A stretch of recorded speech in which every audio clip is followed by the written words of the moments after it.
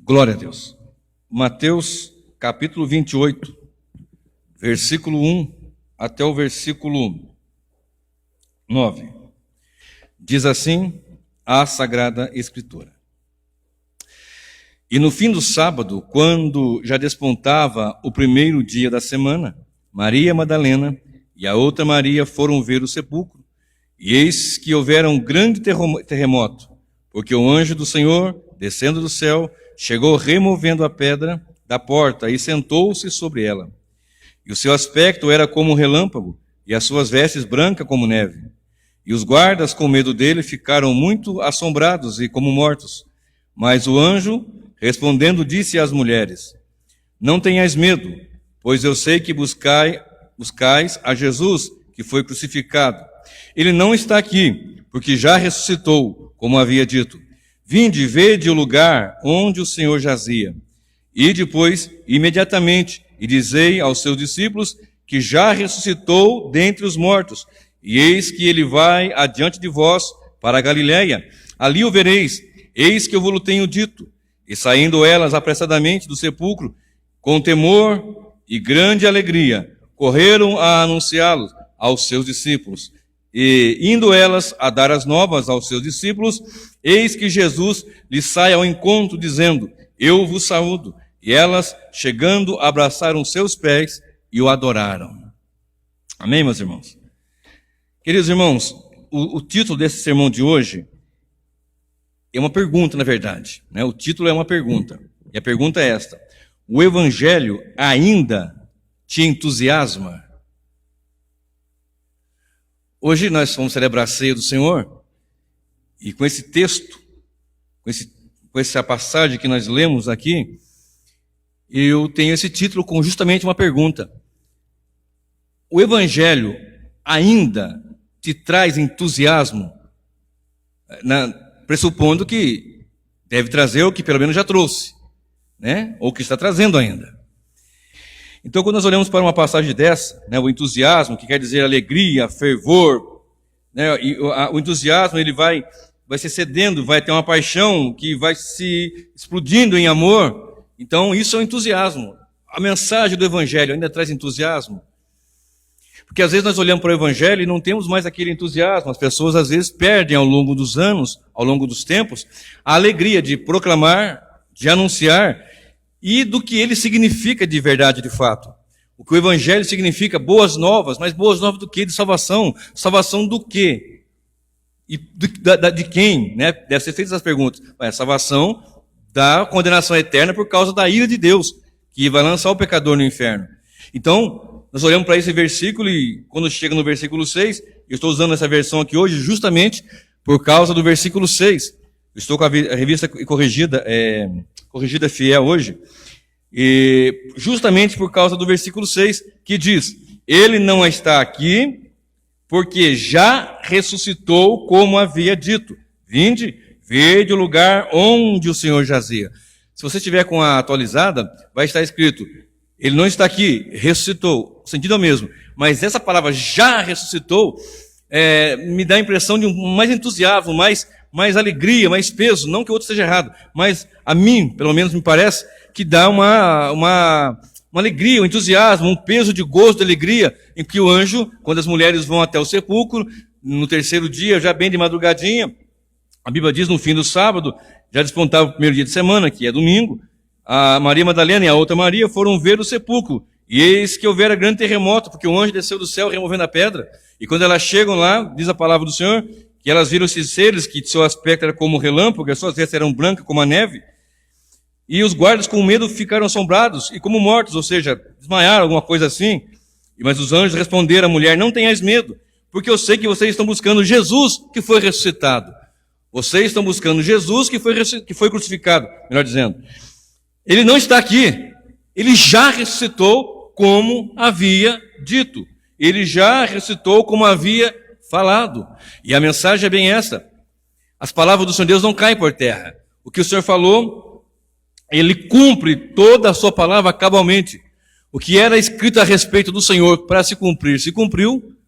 O que era para acontecer durante o período de Cristo no seu ministério, ia se cumprir também se cumpriu, e o que depois da sua crucificação, morte e ressurreição e ascensão, o que ia se cumprir do plano da igreja está se cumprindo, e o que vai acontecer dele retornar vai se cumprir cabalmente conforme diz as Escrituras. Isso ainda traz entusiasmo. Isso entusiasma. Quando você ouve o Evangelho, você fica entusiasmado, você fica ali com aquela sensação de gozo na alma, de alegria. Caso você reconheça-se como um pecador, vamos falar um pouquinho aqui, e tem essa alegria de saber que ele salvou. E também, aliás, além do entusiasmo, para aqueles que não estão em Cristo, pode trazer um peso. Deve trazer um peso muito grande, mas também o entusiasmo de saber que há uma esperança. O Evangelho é isso, ele traz boas novas de salvação. Deus é amor, mas Deus também é fogo consumidor. Deus é um fogo que consome, Deus é juízo e é justiça. E isso não podemos negar. Mas essa mensagem do Evangelho, Cristo já ressuscitou, ainda traz entusiasmo. Porque se você observar toda a sequência da palavra, o Evangelho, quando Paulo pregava, quando Pedro pregava, quando os discípulos pregavam e anunciavam, eles apontavam, como diz Paulo, eu prego a Cristo, eu quero conhecer Cristo e esse crucificado, porque foi na cruz do Calvário, na cruz que ele morreu por pecadores. Como tem naquele folheto de evangelismo que nós elaboramos pela graça de Deus, que está assim, um pai irado mata filho inocente por causa de outros filhos. Imagina, irmão Beto, um pai irado, Deus é o pai, que está irado contra o pecador, contra o pecado. Diz a palavra do Senhor, que Deus é um Deus que se ira todos os dias. Se o homem não se arrepender, não se converter, tem desembainhado a sua espada, armado o seu arco e está aparelhado para a matança. Salmos 7, 11, 12, 13. Então ele é um Deus irado contra o pecador, contra o pecado. Então nós temos que observar isso. Deus é um Deus irado. Então um pai irado mata o filho inocente por causa de outros filhos. Então alguém inocente morreu, que é Cristo Jesus, por nós pecadores. Tendo ele morrido por nós, ele pagou o preço, porque o salário do pecado é a morte. O salário do pecado é a morte. Sendo o salário do pecado a morte, ele foi lá e pagou o salário, morreu. Só que tem um detalhe, ele não morreu somente. A Bíblia nos informa que ele foi entregue por nossos pecados, Romanos 4, 25, e ressuscitou para nossa justificação.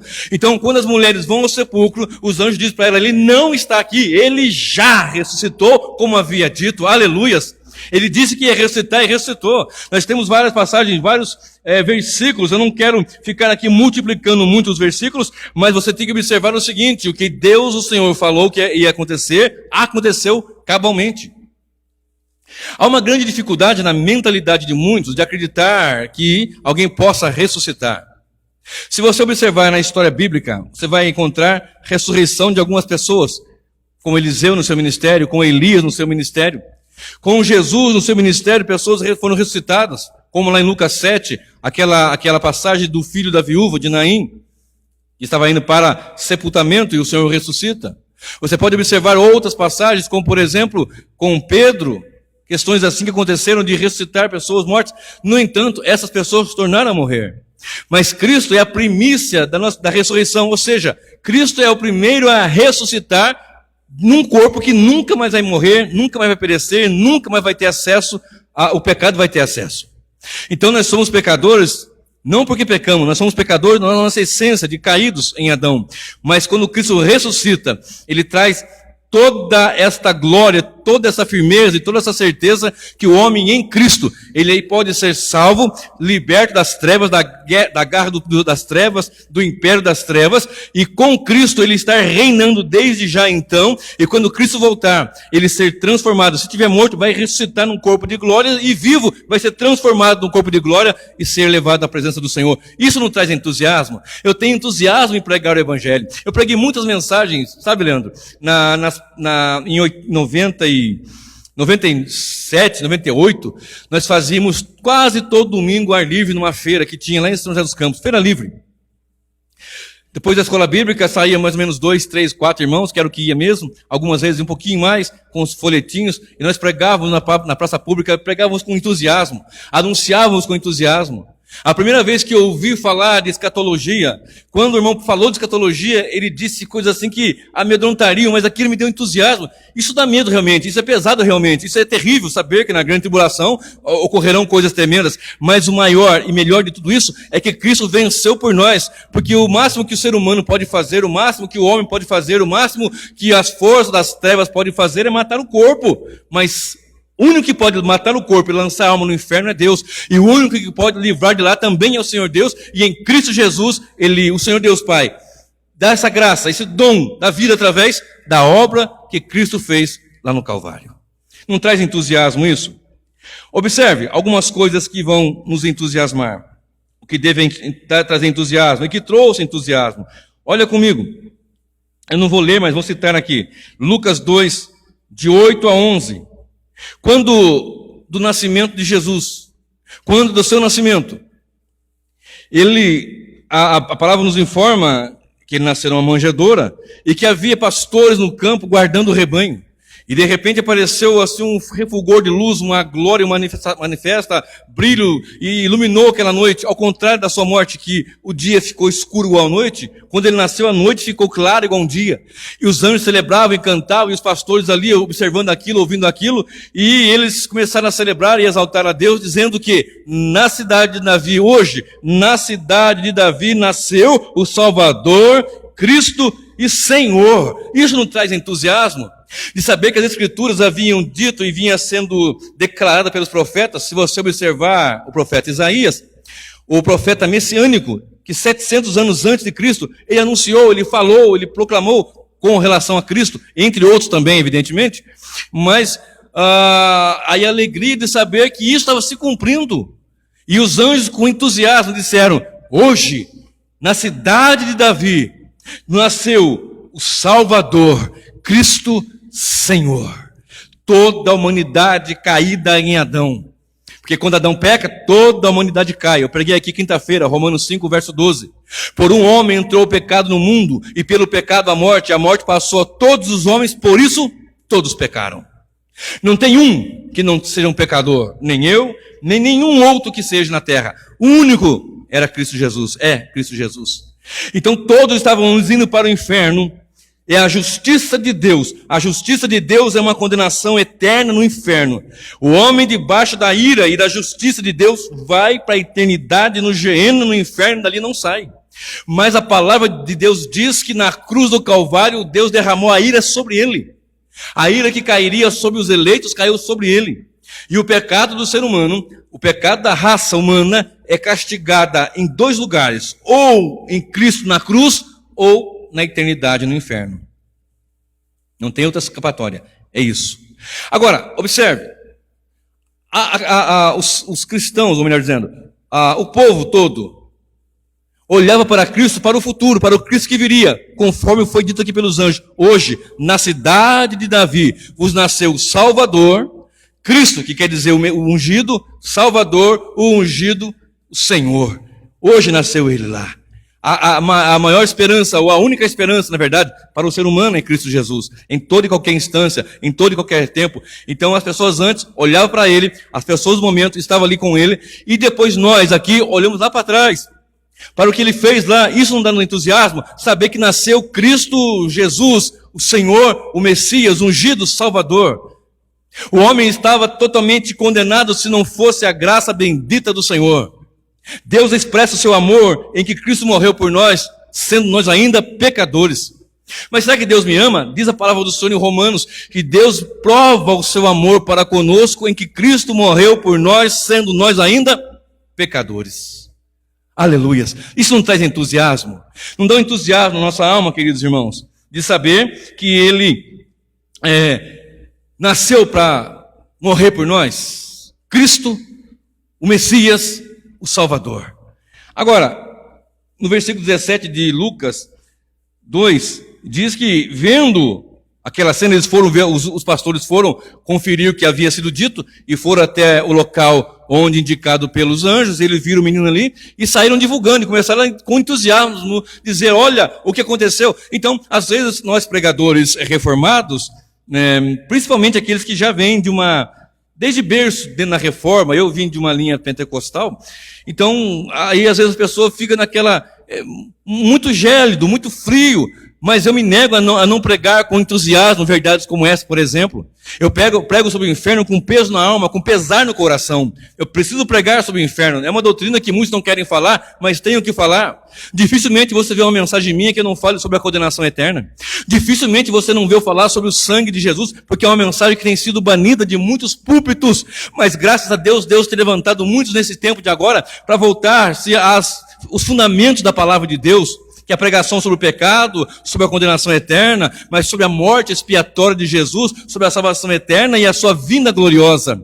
Agora, eu prego isso com entusiasmo, eu quero pregar sempre essas mensagens com entusiasmo, com alegria de saber, nasceu Cristo, Jesus, o Salvador, o Senhor, e testemunhar e anunciar isto.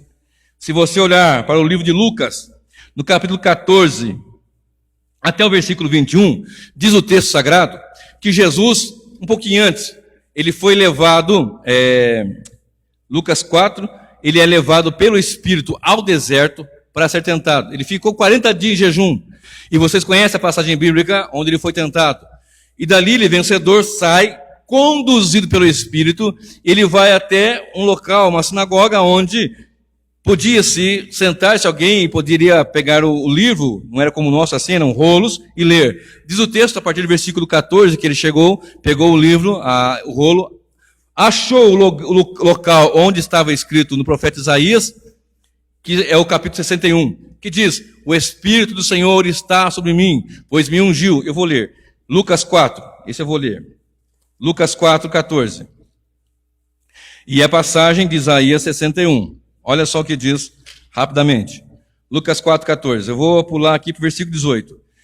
Ele pegou e achou o lugar que estava escrito assim: o Espírito do Senhor está sobre mim, pois que me ungiu para evangelizar os pobres, enviou-me a curar os contritos de coração, a proclamar liberdade aos cativos e restauração da vista aos cegos, a pôr em liberdade os oprimidos e anunciar o ano aceitável do Senhor. Isso não dá entusiasmo? As pessoas que ouviram aquilo ali, sabendo que a profecia estava se cumprindo, ele pegou e disse, olha, hoje se cumpriu esta profecia. Qual? Que eu, como disse lá no em Lucas 2, nasceu o Cristo, o Messias, ungido, Senhor. E aqui ele está dizendo, o Espírito do Senhor está sobre mim, pois que me ungiu para evangelizar os pobres, enviou-me a curar os contritos de coração, a proclamar liberdade. Quem pode proclamar liberdade? O rei. O rei pode decretar liberdade. Nasceu na cidade de Davi, linhagem real. Ele é o rei dos reis e senhor dos senhores. De maneira que ele pode proclamar liberdade aos cativos, restauração das vistas aos cegos e pôr em liberdade os oprimidos e anunciar o ano aceitável do Senhor. Agora, nós podemos proclamar isso pela graça dele, pelos méritos dele. Porque lembra que eu estava dizendo? Uma grande dificuldade havia desde a época de Paulo, de Pedro, na época da patrística, a maior dificuldade que eles tinham era de entender como que alguém pode ressuscitar. Como que alguém pode ressuscitar? Se você observar o texto bíblico que nós lemos com entusiasmo, eu quero sempre pregar com entusiasmo nessa mensagem, ele não está na sepultura, ele ressuscitou. A cruz está vazia, o sepulcro está vazio, mas o trono está ocupado porque ele é rei e pode pôr em liberdade. A humanidade escravizada pelo pecado, escravizada pela mentira, escravizada pelo erro, escravizada pelas doutrinas de demônios, elas podem ser postas em liberdade, porque Jesus, ele é o Messias, e Messias quer dizer ungido, e ele pode decretar a liberdade. Isso não dá entusiasmo? Não dá uma alegria no nosso coração? Você não fica entusiasmado em saber que ele veio como ungido do Senhor Deus para proclamar liberdade, dar vista aos cegos e anunciar o ano aceitável do Senhor? A salvação plena, gloriosa, que nós não poderíamos porque nós somos pecadores e os pecadores sem Cristo estão mortos em ofensas e pecados. E os mortos em ofensas e pecados serão lançados no lago de fogo que arde com enxofre eternamente. Então ele vem e nos vivifica. Efésios 2, verso 1 diz, e vos vivificou, estando vós mortos em ofensa e pecado. Isso não dá um entusiasmo na nossa alma, não dá uma alegria. Eu me nego a pregar, claro, independentemente do estilo de cada um, Claro, observo, não estou questionando e nem criticando quem é menos entusiasta nas preleções, mas eu me nego a pregar sem essa graça, desse entusiasmo, porque eu entendo pela palavra que se não fosse o Senhor, eu iria eternamente em condenação para o inferno, que é isso que eu mereço. É isso que o pecador merece, totalmente desprovido da presença de Deus. É isso que o pecador merece. Mas Cristo na cruz morre para que nós tenhamos essa liberdade em Cristo. Isso nos entusiasma. E eu faço a pergunta do sermão, do início do sermão, o título do sermão: a mensagem do Evangelho ainda te traz entusiasmo? Olha só Isaías 61 que diz. Isaías 61 é o texto que Jesus achou, encontrou ali naquele momento que eu li em Lucas 4, a partir do versículo 14, e ele leu, e ele disse: hoje se cumpriu esta profecia. Olha comigo, Isaías 61. O Espírito do Senhor Deus está sobre mim, porque o Senhor me ungiu para pregar boas novas aos mansos, enviou-me a restaurar os contritos de coração, proclamar a liberdade aos cativos e abertura de prisão aos presos, a pregoar o ano aceitável do Senhor. Aqui o Senhor Jesus parou. Quando você olha para Lucas, ele para aqui, só que em Isaías continua o versículo.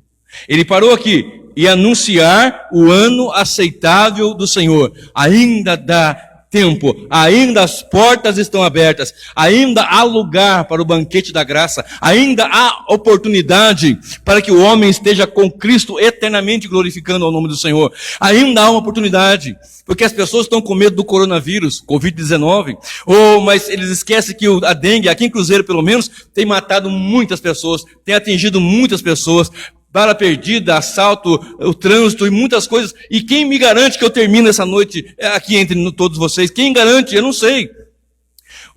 A última hora é agora.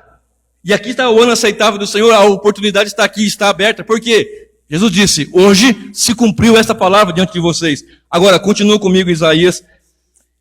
Olha o que diz, verso 2. E apregoar o ano aceitável do Senhor. Ele parou aqui. Só que o texto diz: e o dia da vingança do nosso Deus, e a consolar todos os tristes. Ele parou em anunciar o ano aceitável, mas também na sequência da profecia, o que vai se cumprir na sua segunda e última vinda, visível, audível, e não vai ser escondida não, vai ser visível, todo olho verá, vai se cumprir essa segunda parte, que é a vingança para aqueles que são rebeldes, para aqueles que não querem a vida eterna, para aqueles que rejeitam a obra que ele fez na cruz. Imagina, deixou a sua glória, as suas prerrogativas, não deixou de ser Deus, mas deixou tudo e veio se fazer homem, 100% Deus, 100% humano. Sofrer, levou chibatadas, foi açoitado, foi cuspido, deram um tapa, deram um soco, coroa de espinho, todo ensanguentado, machucado, sangue coagulado, preto, horrível, sangue vermelho escorrendo, sangue vivo e sangue preto grudado no seu cabelo, na sua barba, em seu corpo. E lá na cruz, diz o texto em Isaías, olhando para ele, nenhuma beleza víamos, porque ele estava ali como um desprezível, algo horrível, feio, porque ele recebia o castigo, diz a palavra do Senhor. O castigo que nos traz a paz estava sobre ele, mas ele veio morrer por mim e por você, pecador. Agora o texto também diz, Isaías, proclamar o ano aceitável e o dia da vingança, e trazer consolo para a sua igreja. Na sequência nós entendemos isso. Observe, quando nós olhamos para João, no capítulo 19, Cristo na cruz do Calvário, não dá um entusiasmo?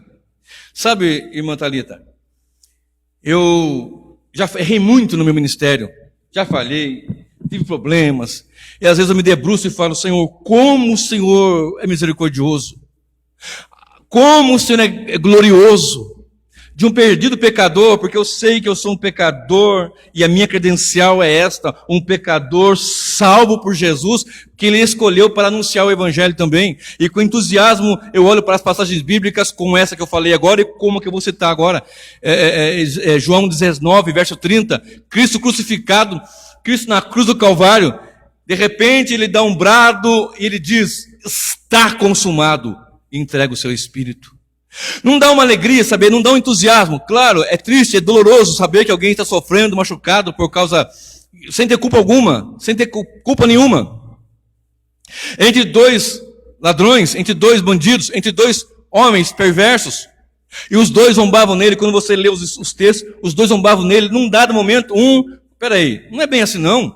Olha, eu e você, ele fala para o outro rapaz, nós temos razão de estar aqui. Nós cometemos delitos, nós somos perversos na nossa vida. Mas ele não tem nenhum mal. Ele não tem culpa alguma. E de repente aquele moço olha para o Senhor e diz, Senhor, lembra-te de mim quando estiver no teu reino.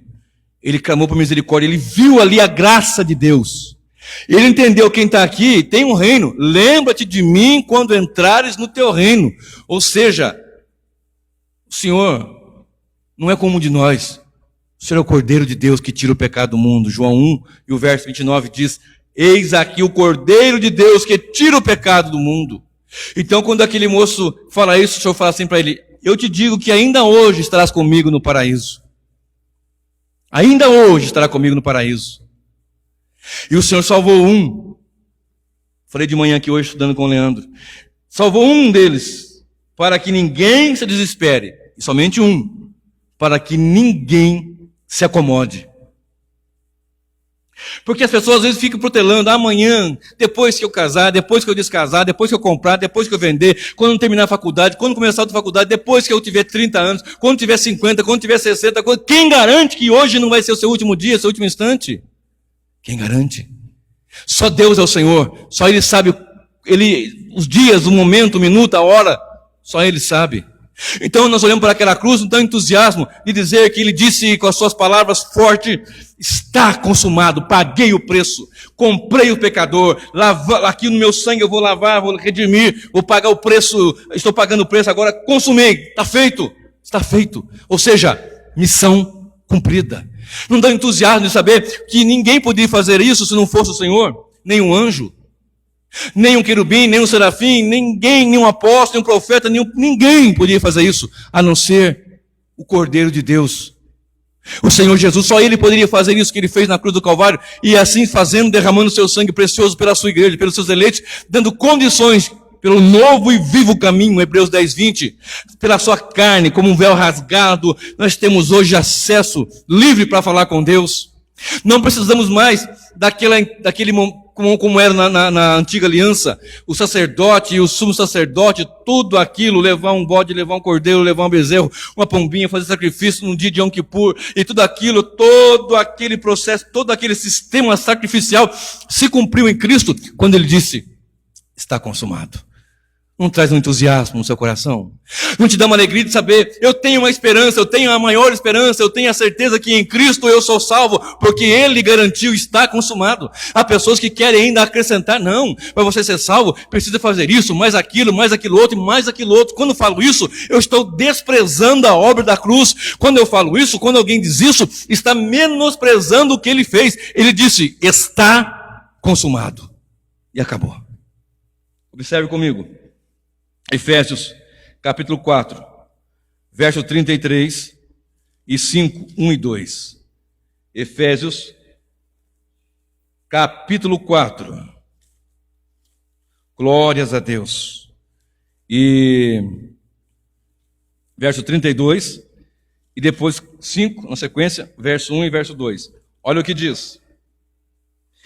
Antes, sede uns para com os outros benignos, misericordiosos, perdoando-vos uns aos outros, como também Deus vos perdoou em Cristo.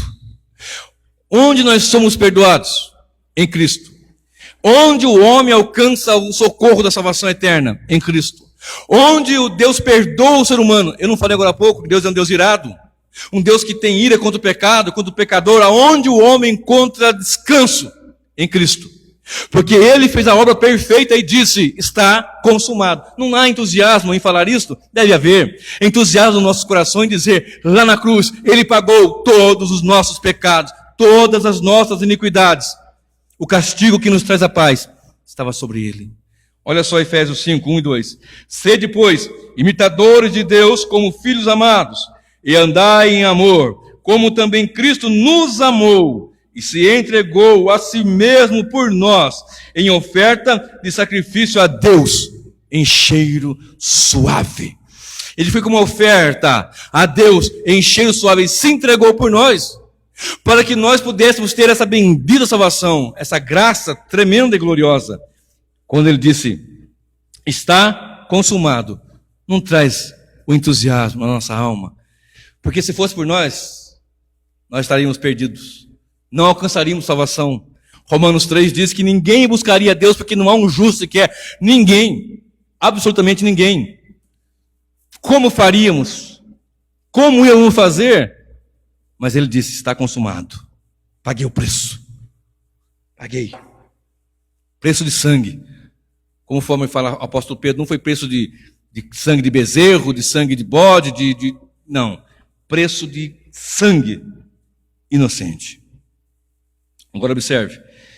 No caminho de Emaús, aquela passagem onde Jesus chega perto de 2 discípulos que estavam indo para Emaús, preocupados, cabisbaixos, e o Senhor chega falando com eles. O que vocês estão conversando? Porventura, o Senhor é peregrino aqui? Só o Senhor não está por aqui não? Não soube o que aconteceu não? Do Messias, do Jesus que seria, eles estavam colocando tudo do passado, que nós tínhamos esperança nele, já não havia mais esperança, não havia mais expectativa neles. Quando o Senhor entra na casa com eles, parte o pão, e diante deles desaparece e vai lá para Jerusalém e some diante deles, e eles animados ali, com entusiasmo, diz, não ardia o nosso coração quando caminhávamos, quando falávamos com ele, não ardia o nosso coração, aquele entusiasmo, eles saem entusiasmados com alegria, com paixão, com amor, e voltam para junto dos discípulos, e quando chegam lá, eles anunciam Cristo, e eles estão reunidos, diz a palavra do Senhor, com as portas fechadas, janela fechada, todo mundo com medo. João verso 20, e o verso 19, se não me falha a memória, todos ali preocupados, todos ali cabisbaixos, de repente o Senhor entra sem passar pela porta, sem abrir a janela, e diz, paz seja convosco. Isso não dá um entusiasmo nas nossas almas, de saber que Ele disse, paz seja com vocês, não a paz do mundo, mas a minha paz. Não dá entusiasmo em saber que o Cristo ressuscitado disse, eu vou estar com vocês todos os dias, até a consumação dos séculos. Não dá um entusiasmo em nossa alma de saber que ali no livro de, aqui em Mateus mesmo, 28, verso 18, Jesus ressuscitado, ele disse, é-me dado todo o poder nos céus e na terra. Não dá entusiasmo em você saber disso? Espera aí, um está dizendo que o demônio tal é poderoso, que a macumba de fulano é poderoso, que as feitiçarias dos magos, não sei das quantas, tem poder, do livro, não sei das quantas, tem poder, mas não dá uma alegria de saber, um entusiasmo em saber que ele disse, é-me dado todo o poder nos céus e na terra. Agora, eu quero que você fique mais entusiasmado agora de saber que ele, com esse poder que ele tem, que ele disse, porque se você olhar para Filipenses 2, a partir do versículo 5, ele foi, a Bíblia nos informa que ele deixou a sua residência, digamos assim, e se fez homem, foi humilde, humilhado até a morte de cruz. Se fez servo, né? Filipenses 2, de 5 a 11. Aí você olha para o texto sagrado, como agora eu li, citei, 28, 18, que diz, é-me dado todo o poder nos céus e da terra. E ele, com esse poder, Leandro, ele podia fazer o quê? O que quisesse. Vou matar meus inimigos agora. Vou matar todos aqueles que na cruz ali me crucificaram, aquele que me furou lá, aquele que colocou uma coroa de espinho, aquele que cuspiu na minha cara. Vou matar todo mundo agora. Ele podia ter feito isso, não podia? Ele podia ter feito, vou explodir agora, vou acabar com... Ele podia ter feito isso. Podia. Sabe o que ele fez? Ele disse para os seus discípulos, ide e pregai o evangelho. Anunciem as boas novas, anunciem ao mundo, à humanidade, que eu estou vivo pelos séculos dos séculos, aleluia. Ele podia ter matado um por um, arrebentado com todos, mas ele constituiu ali na cruz do Calvário a vitória da igreja, a minha vitória, a sua vitória. As pessoas dizem, eu vou no culto buscar a vitória. Não, querido, você já foi alcançado pela vitória lá na cruz, por Cristo Jesus. Nós vemos aqui adorar a Ele, prestar um culto a Ele, render louvores a Ele, porque a vitória da igreja foi decretada lá na cruz, quando Ele disse, está consumado, aleluia. Isso não dá entusiasmo de saber que nenhuma força do mal, nenhum demônio, nada pode nos separar do amor de Cristo Jesus. Nada pode nos separar do amor de Deus que está em Cristo Jesus. Haverá o dia de vingança. Sim, é claro que haverá. Que aqueles que não recebem, que não... Olha o tanto de tempo, mais de 2000 anos se passaram.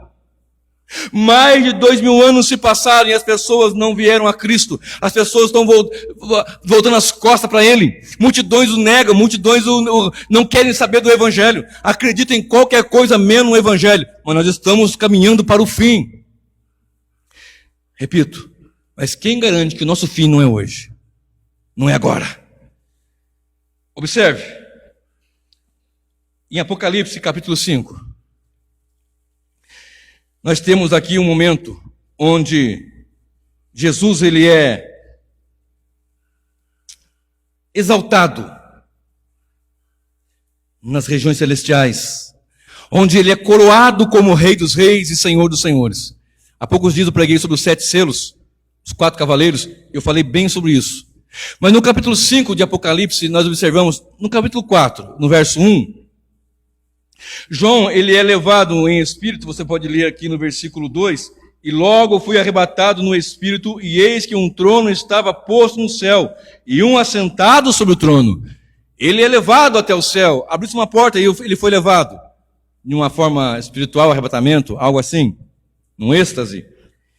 E quando chega no versículo 11, você vai ler depois em casa com o tempo, quando chega no versículo 11, está escrito, digno és, Senhor, de receber a glória, e a honra e o poder, porque tu criaste todas as coisas e por sua vontade são e foram criadas. Então nós chegamos aqui onde está João, diante da sala do trono, diante do trono. E no trono, alguém assentado, que o versículo 11 diz, de 4, diz que ele é digno de receber honra, glória, poder, porque criaste todas as coisas e por sua vontade são e foram criadas. Na sequência, capítulo 5, verso 1 diz, e vi na destra do que estava assentado sobre o trono um livro, escrito por dentro e por fora, selado com 7 selos, e vi um anjo forte bradando com grande voz, quem é digno de abrir o livro e de desatar os seus selos? E ninguém no céu, nem na terra, nem debaixo da terra podia abrir o livro, nem olhar para ele. E eu chorava muito, porque ninguém fora achado digno de abrir o livro, nem de o ler, nem de olhar para ele. E disse-me um dos anciãos, não chores, eis aqui o leão de Judá, a raiz de Davi, que venceu para abrir o livro e desatar os seus 7 selos. Aleluia. Isso não traz entusiasmo? João olha e vê alguém no trono que é digno de receber honra, louvor e glória, etc. E na mão direita deste, a mão do poder, a mão do decreto, a mão da autoridade, um livro escrito por dentro e por fora e selado com 7 selos. E de repente ele olha ali e a voz é esta, o clamor é este. Ninguém no céu e nem na terra é digno de olhar para o livro, tomar o livro e desatar os 7 selos.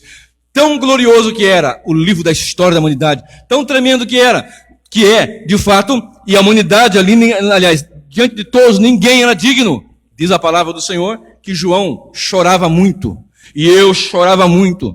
Aí alguém disse, um dos anciãos disse, não chore, João, eis aqui, verso 5, um dos anciãos me disse, não chores, eis aqui, o leão da tribo de Judá, a raiz de Davi, que venceu. Isso não traz entusiasmo, meu querido? Isso não é para nos entusiasmar? Aquele que está ali, agora não havia ninguém digno, ninguém que podia olhar, nem tomar o livro, nem desatar os selos, mas agora o texto diz que ali estava o leão da tribo de Judá, a raiz de Davi. Ele era digno, por que ele era digno? Porque venceu. Venceu quando? Quando na cruz do Calvário ele foi morto por nossos pecados e disse, está consumado. E quando ele ressuscita, ressuscita com glória e poder. É-me dado todo o poder nos céus e na terra. E com poder ele diz, vai, prega, anunciem que eu estou vivo e anunciem que eu vou voltar para buscar o meu povo, um povo que vai ouvir a minha palavra, que eu vou recitar pelo poder do Evangelho, porque o Evangelho ele é vida, mas também é morte. Vida, cheiro de vida para os que ouvem o Evangelho e cheiro de morte para aqueles que rejeitam o Evangelho. Agora observe. Não chores, eis aqui o leão da tribo de Judá. Ele venceu. Então nós podemos alegrar e ter entusiasmo na nossa alma de saber que Cristo venceu. Aleluias. Então nós olhamos para esse texto, quando João olha, ele vê não um leão, mas ele vê um cordeiro. Então eu me virei, quando eu ouvi a voz, que havia um leão da tribo de Judá, eu me virei, e quando eu me virei, o que estava ali? Um cordeiro, como tendo sido ferido. Olha bem. E eu olhei, e eis que estava no meio do trono, e dos 4 animais, e entre os anciãos, um cordeiro, como havendo sido morto, e tinha 7 chifres e 7 olhos, que são os 7 espíritos enviados de Deus, enviado a toda a terra. Ferido como cordeiro, um cordeiro como tido morto, aliás, mas venceu. Jesus é o leão da tribo de Judá, que vai pisar o lagar do furor da ira do Deus Todo-Poderoso.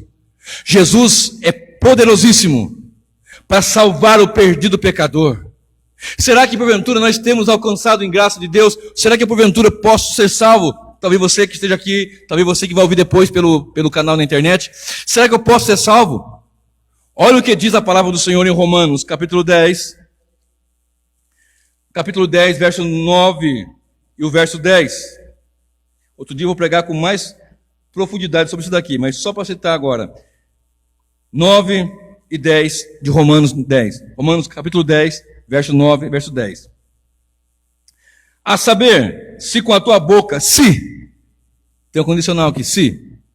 E por que tem condicional? Porque o homem só consegue confessar se Deus, o Espírito Santo, o reanimar, regenerar, para ele crer. A saber, se com a tua boca confessares ao Senhor Jesus, e em teu coração creres que Deus o ressuscitou dentre os mortos, será salvo. Então vem cá. Se, uma condicional. Por quê? Porque o homem só pode crer se o Espírito Santo agir regenerando. João 5, 24, 25 diz que os mortos vão ouvir a voz dos que ouvirem e vão viver. E essa mensagem é para quem está morto em ofensa e pecado, que vai ouvir o Evangelho e vai ter vida, porque Cristo é vida. Observe. Se com a tua boca confessares ao Senhor Jesus e em seu coração creres que Deus o ressuscitou no coração, eu acredito. Eu não estou vendo. Eu não vi, eu não fui lá no sepulcro, eu não estive lá em Jerusalém, eu não fazia parte daquele momento há 2000 anos atrás, mas eu creio nas Escrituras, eu creio no Evangelho, eu creio no Cristo redivivo, eu creio no Cristo que venceu, eu creio no leão da tribo de Judá, no Cordeiro de Deus que morreu e ressuscitou, que deu um brado, está consumado, e que a palavra nos informa, venceu. Aleluia. Aleluias. Agora observe. Visto que com o coração se crê para a justiça, e com a boca se faz confissão para a salvação. Lá dentro, no coração eu estou acreditando, Jesus ressuscitou, eu confesso. E com toda a força dos pulmões, a plenos pulmões, nós podemos confessar, nós acreditamos, nós confiamos que Cristo morreu e ressuscitou. Aleluias. Glórias a Deus. Agora, queridos irmãos, eu quero que você observe que Cristo é digno, porque a palavra ali não era quem é forte para quebrar o selo, quem é forte, porque o selo era de cera, uma criança quebraria. A questão não era força, a questão era ser digno. O único que é digno, nós cantamos agora há pouco aqui, digno é o Cordeiro, o único que é digno é o Senhor Jesus. O único digno de perdoar, de salvar, de libertar, é Cristo Jesus. Observe. Apocalipse 22. Isso não dá entusiasmo? Saber que ele venceu? Apocalipse 22, do verso 10 ao verso 17. E aqui eu vou encerrar. 22, de 10 a 17. Diz assim a palavra do Senhor. E disse-me: não cele as palavras da profecia deste livro, porque próximo está o tempo. Quem é justo, seja injusto ainda. E quem é sujo, seja sujo ainda. E quem é justo, seja justificado ainda. E quem é santo, seja santificado ainda. Eis que cedo venho, e o meu galardão está comigo para dar a cada um segundo a sua obra. Eu sou o Alfa e o Ômega, o princípio e o fim, o primeiro e o derradeiro. Bem-aventurados aqueles que guardam os seus mandamentos, para que tenham direito à árvore da vida e possam entrar na cidade pelas portas. Talvez na sua esteja: bem-aventurado aqueles que lavam as suas vestes no sangue do Cordeiro. Verso 15: mas ficarão de fora os cães, os feiticeiros, os fornicadores, os homicidas, os idólatras e qualquer que ama e comete a mentira. Eu, Jesus, enviei o meu anjo para vos testificar acerca dessas coisas nas igrejas. Eu sou a raiz e a geração de Davi, a resplandecente estrela da manhã. E o Espírito e a esposa dizem: vem. E quem ouve, diga: vem. E quem tem sede, venha. E quem quiser, tome de graça da água da vida. Isso não é entusiasmo? Olha só o versículo 12. Eis que cedo venho, e o meu galardão está comigo para dar cada um segundo a sua obra. Isso não entusiasma a sua alma, de saber que ele breve voltará e tem galardão, premiação segundo a obra de cada um, bem como retribuição do mal, da paga do mal, para aqueles que negam também, que rejeitam o evangelho também. Eu sou o alfa e o ômega, o princípio e o derradeiro. Ele é o nosso Senhor que venceu na cruz. Não te dá um entusiasmo de ouvir isto? De saber que ele vem com galardão? E agora no versículo 15 diz: mas vão ficar de fora os cães, perversos, terríveis, os feiticeiros, os fornicadores, os homicidas, os idólatras e qualquer que ama e comete a mentira. Eu, Jesus, enviei o meu anjo para vos testificar essas coisas nas igrejas. Eu sou a raiz e a geração de Davi, a resplandecente estrela da manhã. Agora observe. E o Espírito e a esposa dizem: vem. E quem ouve, diga: vem. E quem tem sede, venha. E quem quiser, tome de graça da água da vida.